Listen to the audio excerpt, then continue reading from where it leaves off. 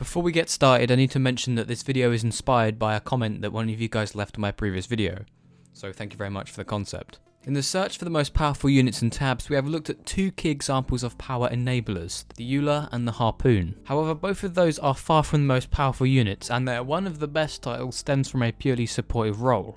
But in today's video, we look at a contender for the best unit in tabs, the Ballista. The comment does do a pretty good job of illustrating the Ballista's strengths, but when looking for the best unit in the game, we also need to leave equal room for the weaknesses. The points brought up in the comment are as follows. The Ballista is capable of dealing the second most amount of damage with its attacks. It's the cheapest siege unit, coming at around 900 points, and it has a pretty respectable reload. The damage from one shot from the Ballista is pretty much unmatched and is capable of ripping entire columns of units apart. The Ice Giant, which is a pretty good way of benchmarking units, is downed at about 4 to 5 bolts. All of this is looking pretty good in favour of the Ballista.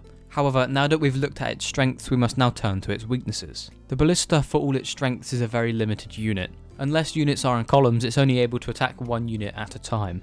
As well as this, the Ballista doesn't have a whole lot of health, so it only really takes a small group of squires to overpower one of these things. And any type of ranged competition, the Ballista just cannot compete. Unless it's against a single unit. Realistically, the Ballista would be deployed as a part of an army, in the back picking off units, but even then, only a specific situation really calls for a Ballista.